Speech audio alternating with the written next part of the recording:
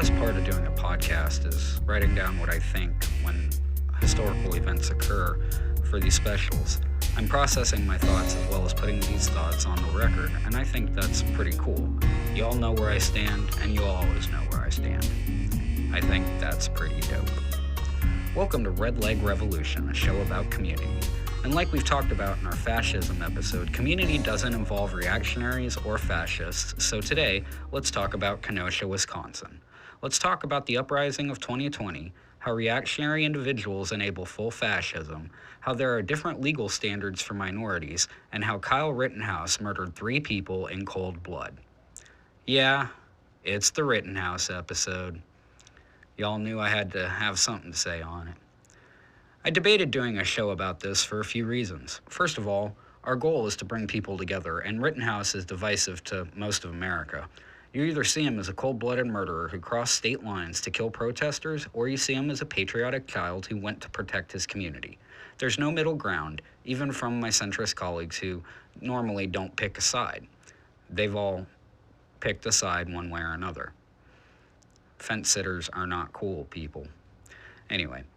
Secondly, and I'm going to be honest here, this case scares me. As of this writing, the trial is still going on. We're waiting for the jury to deliver a verdict. But by the way it's going, I'm pretty fucking terrified.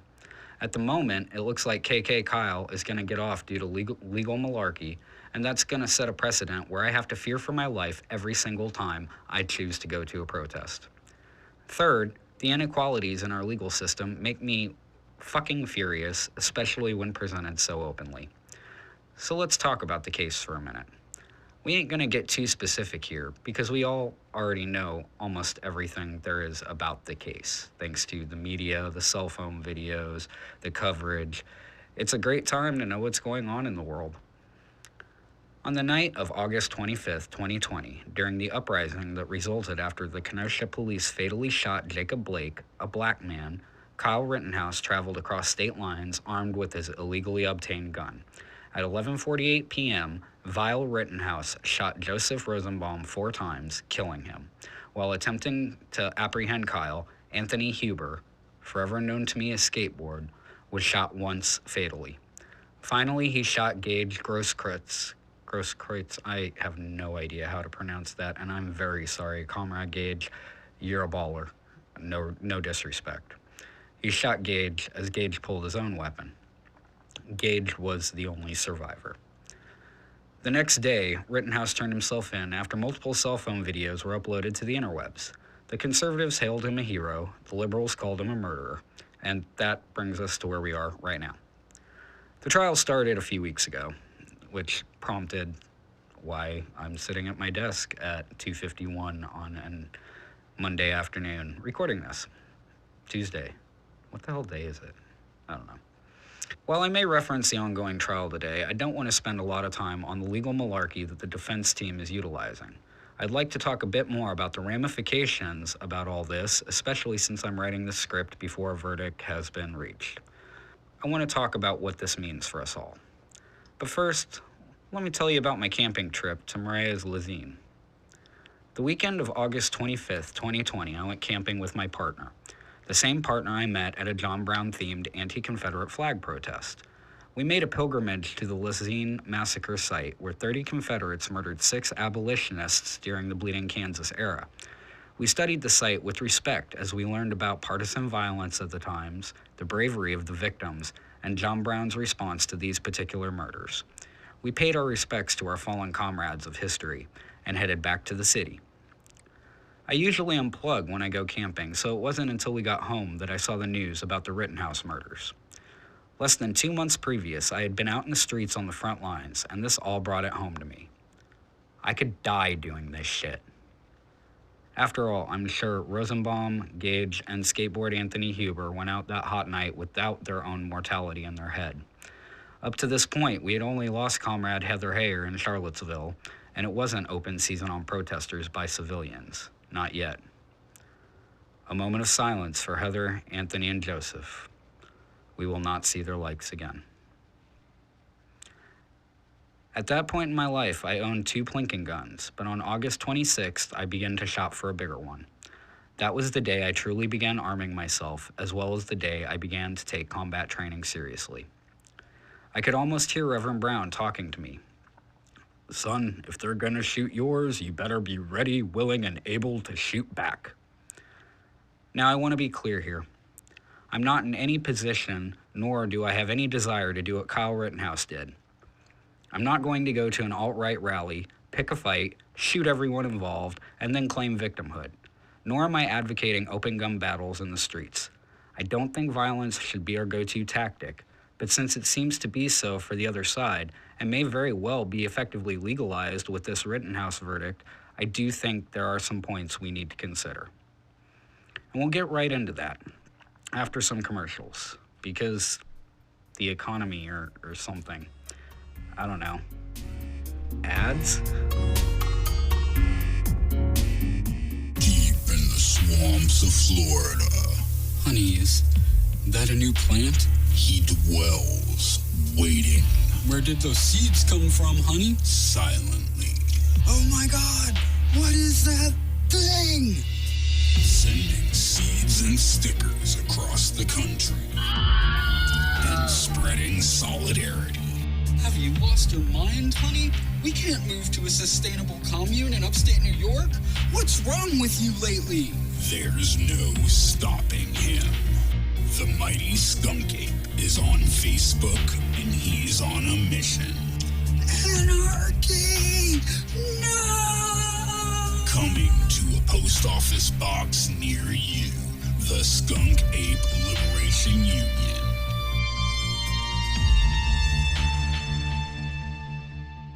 Hey, capitalism sucks, but Revolution Records, Kansas City's old school record and bookstore, is part of my community. When I'm in Kansas City and need a book or a copy of a local band's album, I go to Revolution Records. Revolution has a great selection of posters, books, records, tapes, and zines. Plus, they repair music and sound gear. That's pretty dope. Most importantly, Revolution Records is part of the community beyond being a small business. The staff does a great job maintaining an inclusive, accepting, and respectful atmosphere, and they also are active in making Kansas City a better place. Community fundraisers, workshops, events, and meetings all have taken place at Revolution Records, and that's just the stuff I was involved in.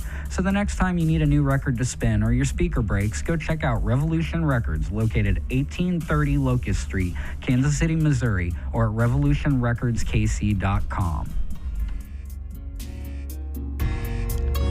And we're back.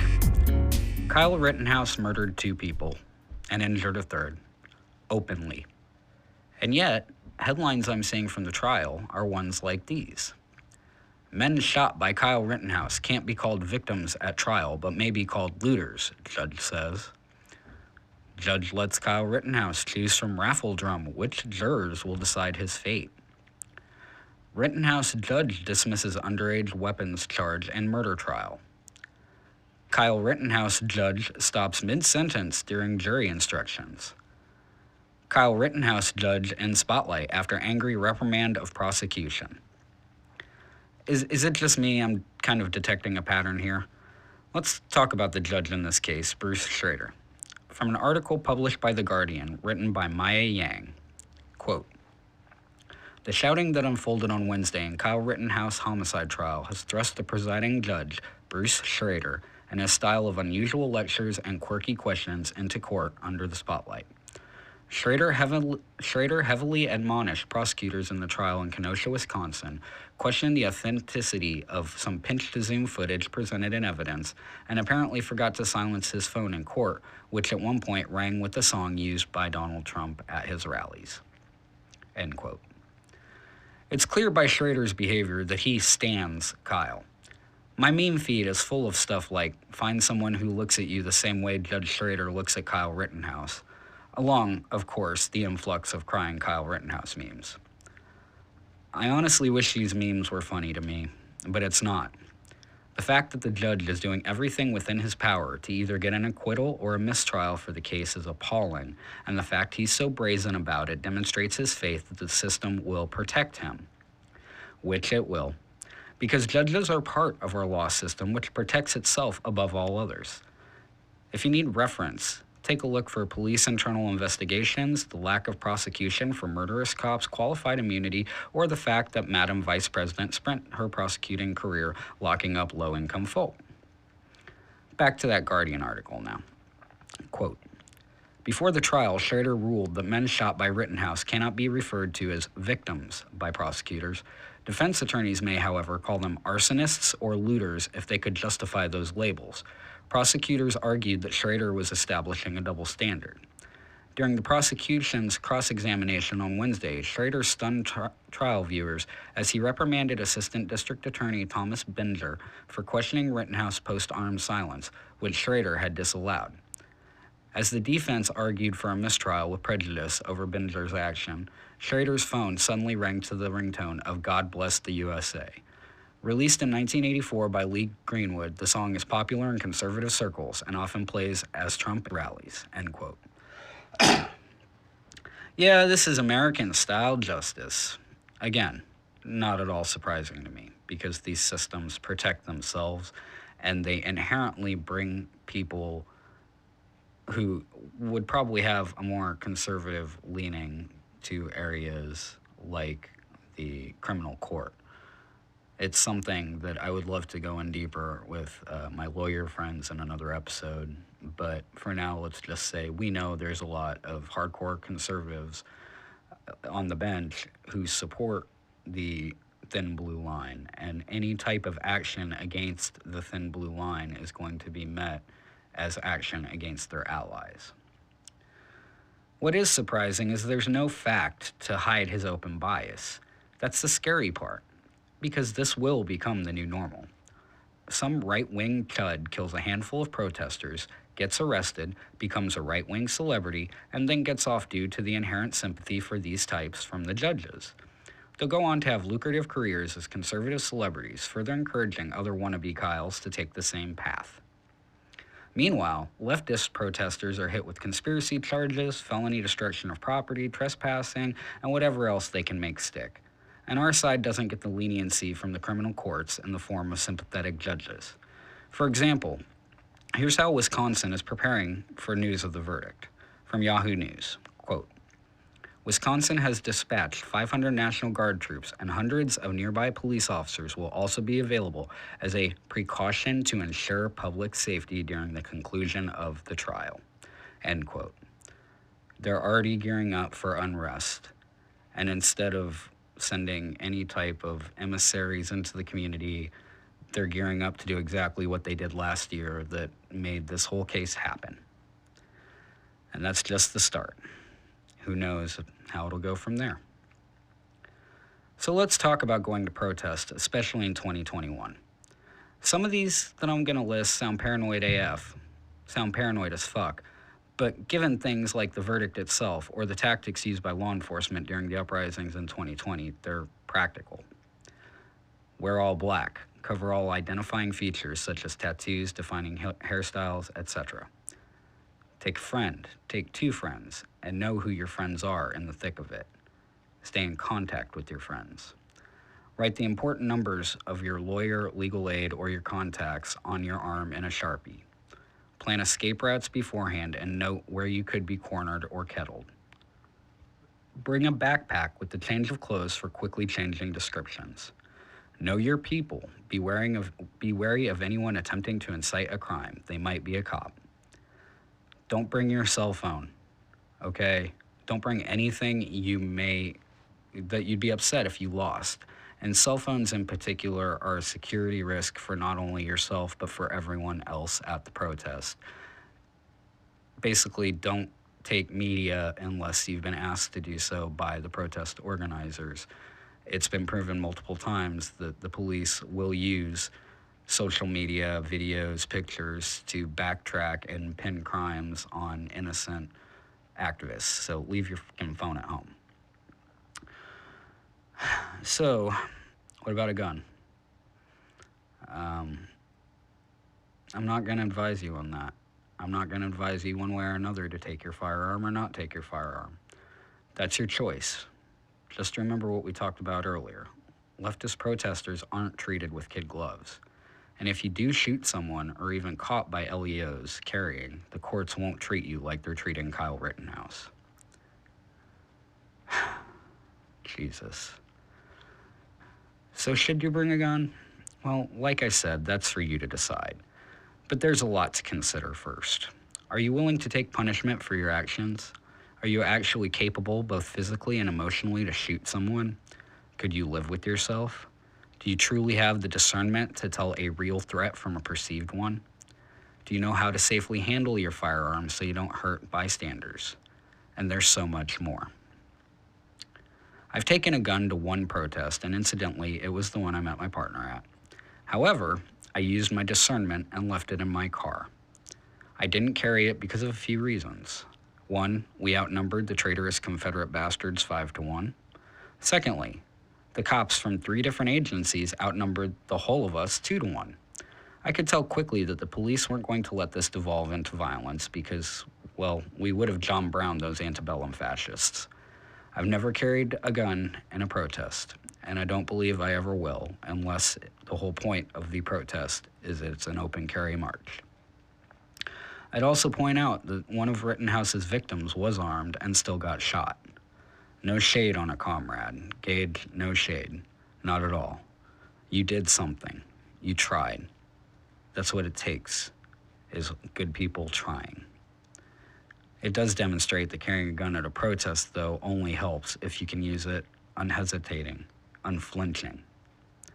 So probably don't bring your piece to the protest, Unless you're part of an established security detail made up of competent folks who have actual plans to address these type of issues, probably should leave your firearms at home. So, well, what can we do, though, if we can't shoot back? I know this episode is full of mixed messages, but honestly, it's really reflective of my feelings right now. I'm going to suggest a few things, mainly for myself, but if you want to take it away, go for it. I need to increase my unarmed training. I need to make sure that when I go to a protest, I follow all safety rules, and I need to make sure my people know where I'm at all times. I need to learn more first aid so that if, God forbid, something like this happened in front of me, I'm prepared for it. I need to go deeper into my community, helping others learn protest safety, medical support, and protocol for active shooters at protests. The last one especially. This is very much on my mind as I wait to see how the jury will return a verdict. Because one way or another, these things are going to become more frequent, and we need to be prepared. I feel like we've been well prepared for police violence since that's been the norm since the 1800s. I feel like we've lost our preparedness for civilian violence, and that's why Kyle Rittenhouse was able to shoot 3 of us and not just one. If we had identified him as a threat, we could have had our own protocols in place. I totally get it. I totally get why we don't currently have those protocols, because we didn't need them. But obviously, we do now. We need detailed security forces for simply civilian altercations. We need to figure out how people can assist safely when these things happen and make it part of our core tactics, like bringing a gas mask or being a part of a black bloc. We need to make sure our protests are protected. So that's all I have written at the moment. I probably tack a little on here if the verdict comes out relatively soon. I may do a whole nother episode about the verdict. I'm not sure. But this is what I had on my mind at the moment. I'm really scared about this, y'all, and not for me. I mean, to a degree for me, but more because all my friends are activists.